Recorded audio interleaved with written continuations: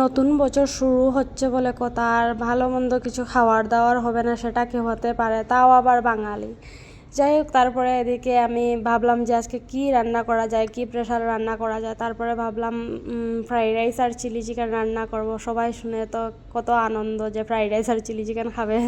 মানে এই জিনিসগুলো বানাতে অনেকটা সময় লেগে যায়, তো তাই আমি বানাই না। ঘরে যদি জিনিসগুলো থাকে তাও বানাচ্ছি, এরকম করেই চলে যায়। তারপরে এদিকে সব কিছু কাটাকুটি করে নিচ্ছি ফ্রাইড রাইস চিলি চিকেন বানানোর জন্য। আর নতুন বছরে নিজেকে নিজে অনেকগুলো কথা দিয়েছি যে যেগুলো 2025-এ করতে পারিনি নিজের জন্য, বা যেগুলো ভেবে রেখেছিলাম করব, টাইমের কারণে বা কোনো অসুবিধার কারণে করতে পারিনি, সেগুলো ভাবছি যে 2026-এ করবই।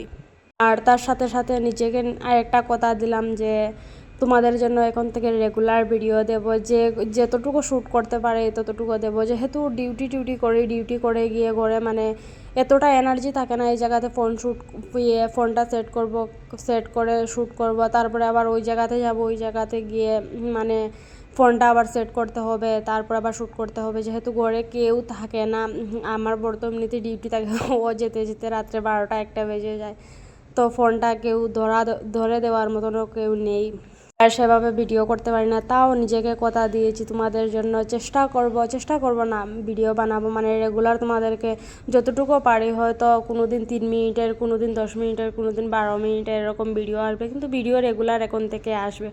সপ্তাহে একদিন গ্যাপ যেতে পারে ছুটির দিনটাতে, যেহেতু সপ্তাহে একই দিন ছুটি পাই, তো নিজেদের মতো করে নিজেরা কাটাতে চাই।